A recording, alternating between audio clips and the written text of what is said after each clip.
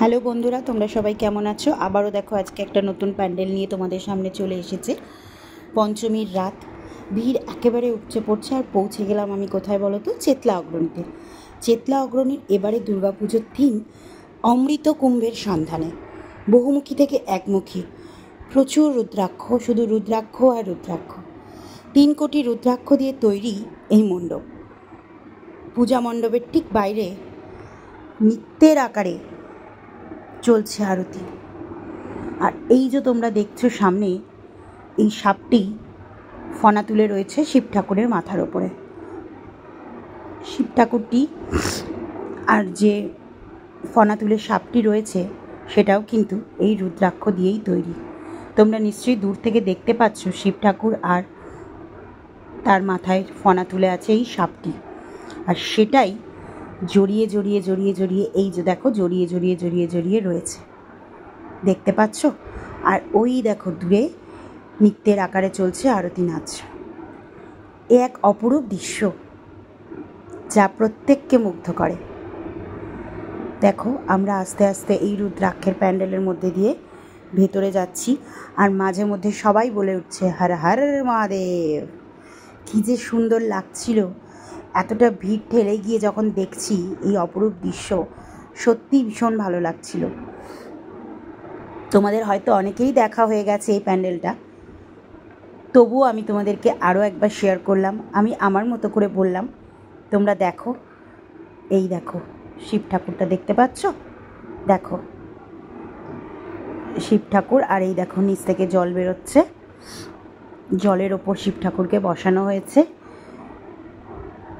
পুরোটাই কিন্তু রুদ্রাক্ষ দিয়ে তৈরি।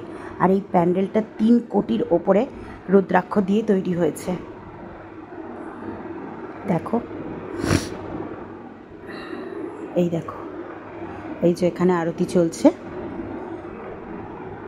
আর এই পাশের যে মন্দিরগুলো রয়েছে এখানেও আরতি চলছিল, বাট এখন বন্ধ হয়ে গেছে, হয়তো আবার কিছুক্ষণ পর শুরু করবে। তো দেখো পুরো রূপটা দেখো, বাইরেটা এতটা সুন্দর। এরপর আমরা ধীরে ধীরে ভেতরের দিকে প্রবেশ করব। এই দেখো এখানেও একটা শিব ঠাকুর রাখা হয়েছে, আর সেখানেই আরতি নাচ করছিল। দেখছো দূর থেকে প্যান্ডেলটা তোমাদের আমি ওপরে যে সাইডটা করেছিল সেটা দেখানোর চেষ্টা করছি। এবার আমরা আস্তে আস্তে ভেতরের দিকে ঢোকার চেষ্টা করছি। আর দেখো ভেতরে ঢোকার সাথে সাথেই রয়েছে হাজার হাজার ঘন্টা। মণ্ডপের প্রবেশ পথে দেখো হাজার হাজার ঘন্টা, মানুষজন সেগুলো বাজানোর চেষ্টা করছে। কেউ হাত পাচ্ছে, আবার দেখো কেউ হাত পাচ্ছে না। যারা হাত পাচ্ছে না এরকম বোতল দিয়ে বাজাচ্ছে, বেশ সুন্দর লাগছে। দেখো দেখো এবার আমরা পুজো মণ্ডপের ভেতরে চলে এসেছি, আর এখানে চলছে সমুদ্র মন্থন। একদিকে চলছে একদিকে আছে দেবতারা, আর অন্যদিকে আছে অসুরেরা। অসংখ্য রুদ্রাক্ষ দিয়ে একসাথে করে চলছে সমুদ্র মন্থন। এই দেখো অসংখ্য রুদ্রাক্ষ একসঙ্গে নিয়ে চলছে সমুদ্র মন্থন, আর তার মধ্যে দিয়ে উঠে আসছে অমৃত। এই দেখো দেখো দেখো, দেখেছো কি সুন্দর? এই দেখো একদিকে দেবতারা আর একদিকে অসুরেরা।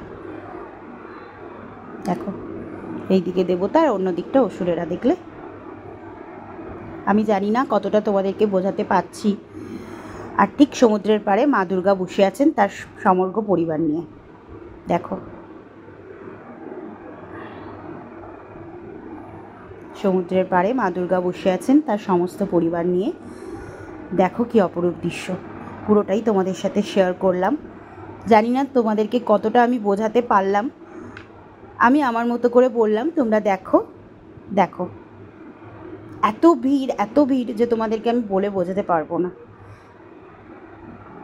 দেখো তোমাদের প্যান্ডেলটা কেমন লাগলো অতি অবশ্যই আমাকে জানাবে। আর তোমরা কে কে দেখেছো আমাকে জানিও। ঠিক আছে, টাটা, বাই।